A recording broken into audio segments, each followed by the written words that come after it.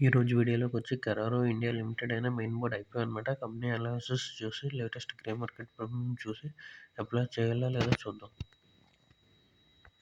ముందుగా ఈ కంపెనీ చూసుకుంటే 1997లో కరారో ఇండియా లిమిటెడ్ అని మ్యానుఫ్యాక్చరింగ్ కాంపోనెంట్స్ అవి చేస్తుందన్నమాట. అలాగే స్మాలెస్ట్ గేర్స్ని కూడా ట్రాక్టర్స్కి మ్యానుఫ్యాక్చర్ చేసి అమ్ముతూ ఉంటుందన్నమాట.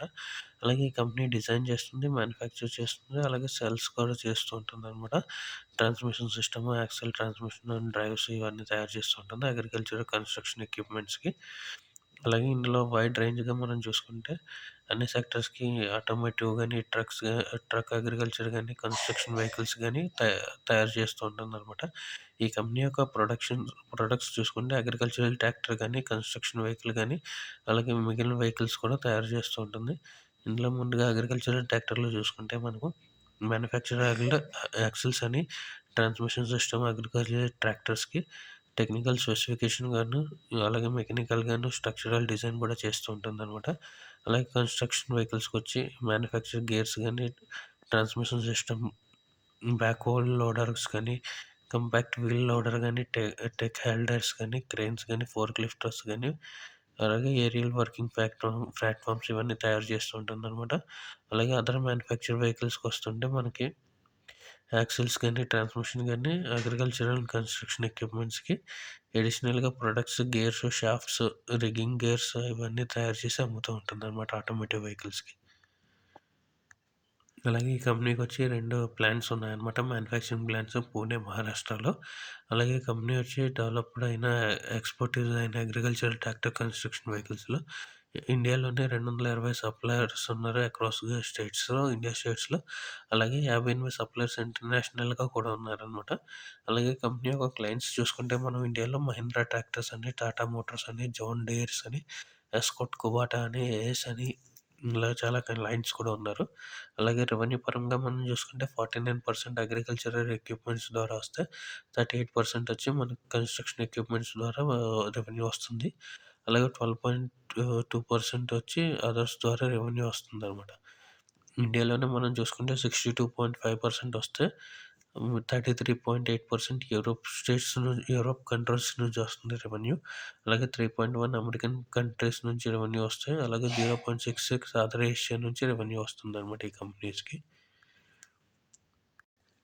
ఈ కంపెనీ యొక్క ఫైనాన్షియల్ చూసుకుంటే అసెట్ చూసుకుంటే 1012 అంటే 22లో 23కి వచ్చేటప్పటికి 1072 క్రోర్స్ వచ్చిందనమాట. అలాగే 24లో చూసుకుంటే 1072.89 అనమాట. అలాగే అసెట్స్ చూసుకుంటే సెప్టెంబర్ క్వార్టర్లో 1093 వచ్చిందనమాట. అంటే అసెట్స్‌లోని ఇయర్స్‌లో పెద్ద ఇంప్రూవ్‌మెంట్ ఏం లేదు కానీ సెప్టెంబర్ క్వార్టర్లో బాగానే ఇంప్రూవ్ వచ్చిందనమాట. అలాగే రెవెన్యూ పరంగా చూసుకుంటే మార్చ్ 22లో 1520 క్రోర్స్ వస్తే 23లోకి 1733 క్రోర్స్ వచ్చింది. అలాగే మార్చ్ క్వార్టర్లో 24లో చూసుకుంటే 1806 క్రోర్స్ రెవెన్యూ వచ్చింది. సెప్టెంబర్ క్వార్టర్లో చూసుకుంటే 922 క్రోర్స్ రెవెన్యూ వచ్చిందనమాట.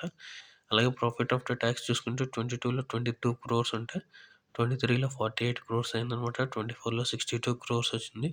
సెప్టెంబర్ క్వార్టర్లోనే 49 క్రోర్స్ ప్రాఫిట్ వచ్చిందనమాట. అలాగే నెట్ వర్త్ కూడా ఇంప్రూవ్‌మెంట్ వచ్చింది. అలాగే టోటల్ బారోయింగ్స్ చూసుకుంటే మనకి 22లో 178 క్రోర్స్ ఉంటే ఇప్పుడు సెప్టెంబర్ క్వార్టర్‌కి వచ్చేటప్పటికి 195 క్రోర్స్ అయిందనమాట. అలాగే మార్కెట్ క్యాపిటలైజేషన్ చూసుకుంటే 4002 క్రోర్స్ ఉందనమాట. కీ పెర్ఫార్మెన్స్ ఇండికేటర్స్ చూసుకుంటే ఆర్ఓఈ చూసుకుంటే 17.69%, ఆర్ఓఎస్ చూసుకుంటే 19.35% అనమాట. 15% కంటే ఎక్కువ ఉంటే మంచి కంపెనీ అనమాట. అలాగే పీఈ చూసుకుంటే 64 ఉంది. ఇండస్ట్రీ పీఈ చూసుకుంటే 55 ఉందనమాట. సో ఇండస్ట్రీ పీఈ కంటే ఇది హై వాల్యుయేషన్‌తో వచ్చింది. అలాగే నెట్ వర్త్ చూసుకుంటే 16.92% ఉంది. ప్రైస్ టు బుక్ వాల్యూ చూసుకుంటే 3.96 ఉందనమాట.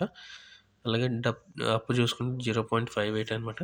అప్పు మాత్రం మనకి 1 కంటే ఎక్కువ ఉంటే మాత్రం కొంచెం రిస్కీ కంపెనీ అనమాట. ఇది 0.58 కాబట్టి పర్లేదనమాట. అప్పు కూడా పెద్దగా ఎక్కువ ఏం లేదు. అలాగే ఈ కంపెనీ యొక్క ఆబ్జెక్టివ్ ఏంటంటే ప్రమోటర్స్ వాళ్ళ షేర్ హోల్డర్స్‌ని అమ్మి ప్రాఫిట్ బుక్ చేసుకుంటున్నారనమాట. దాని గురించి ఐపీఓని తీసుకొచ్చారు. అలాగే మనకి యాక్సిస్ బ్యాంక్ లిమిటెడ్ అని, బీఎన్‌బీ పరిబాస్ అని, నోవామా వెల్త్ మేనేజ్మెంట్ అనల్లో లీడింగ్ మేనేజర్స్ అనమాట ఈ కంపెనీకి. అలాగే లింక్ఇన్ టైమ్ ఇండియా ప్రైవేట్ లిమిటెడ్‌లో అలాట్మెంట్ తెలుస్తుందనమాట. మనం అప్లై చేసిన తర్వాత అలర్ట్ అయిందో లేదో అని.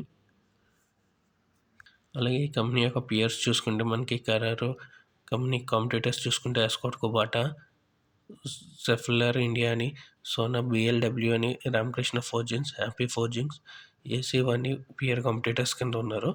వాళ్ళు 1 ఇయర్స్ రిటర్న్‌లో చూసుకుంటే 12.8% ఈ ఎస్కాట్ కుబాటా వస్తే, సోనా బిఎల్డబ్ల్యూ వచ్చి 13.65% రిటర్న్, రామకృష్ణ ఫోర్జింగ్స్ వచ్చి 25.88% అనమాట. ఈస్ట్ చూసుకుంటే 8.5% రిటర్న్. ఆల్మోస్ట్ 1 ఇయర్‌లో బాగానే రిటర్న్స్ జనరేట్ చేశారు. అలాగే పీఈ పరంగా చూసుకుంటే కరారు పీఈ 64 అదో హెవీగా ఉందన్నమాట. అలాగే ఈ కంపెనీ యొక్క పాజిటివ్స్ నెగిటివ్స్ చూసుకుంటే టైర్ 1 సప్లయర్స్ ట్రాన్స్మిషన్ సిస్టంలోని కీ సప్లయర్గా యాక్సెల్స్లోని ఇండియన్ అగ్రికల్చర్ ట్రాక్టర్ కన్స్ట్రక్షన్ వెహికల్స్లో కూడా ఇండస్ట్రీలో మంచి పట్టంటూ ఉందన్నమాట. అలాగే ఒరిజినల్ ఎక్విప్మెంట్ కస్టమర్ బేస్ కూడా ఉన్నారు. కస్టమర్స్కి సొల్యూషన్స్ కూడా ఇస్తూ ఉంటుందన్నమాట.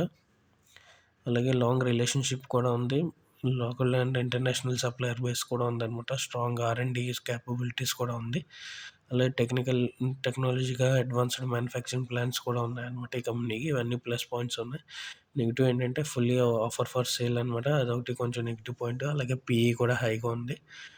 రెవెన్యూ కూడా టాప్ 5-10 కస్టమర్స్ నుంచి రెవెన్యూ వస్తుంది, కానీ లాంగ్ టర్మ్ కాంట్రాక్ట్స్ అంటూ ఏం లేవు అనమాట. అలాగే ఈ ఐపీఓ ఒక టైం లైన్ చూసుకుంటే 20 డిసెంబర్న ఓపెన్ అవుతుంది, 24 డిసెంబర్న క్లోజ్ అవుతుంది అనమాట. మనకి అలాట్మెంట్ వచ్చి 24 డిసెంబర్, అలాట్మెంట్ వచ్చి మనకి 26 డిసెంబర్ని తెలుస్తుంది. లిస్టింగ్ వచ్చి 30 డిసెంబర్ అనమాట. ప్రైస్ బండ్ చూసుకుంటే 668 to 704 షేర్స్ ఉన్నాయన్నమాట. లాట్ సైజ్ వచ్చి 21 షేర్స్ ఉంటాయి. టోటల్ ఓఎఫ్ఎస్ అనమాట 12,500 crores. ఆఫర్ ఫర్ షేర్లో కింద వెళ్తుంది. Price value ₹10 per share. Website వచ్చి లింకింగ్ ఇన్ ఇండియా ప్రైవేట్ లిమిటెడ్లో తెలుస్తుంది. అలాగే ఒక లాట్లో 21 షేర్స్ ఉంటాయి కాబట్టి మనకి ₹14,784 అమౌంట్ కావాల్సి వస్తుందన్నమాట అప్లై చేయడానికి. ఓవరాల్‌గా ఐపీఓ రివ్యూ ఏంటంటే ఫుల్లీ ఓఎఫ్ఎస్ అనమాట. ఇది కొంచెం కన్సర్న్. అలాగే కంపెనీ స్ట్రాంగ్ ప్రెజెన్స్ కూడా ఉంది ఇండియాలోని, ఔట్‌సైడ్ ఇండియాలో కూడా.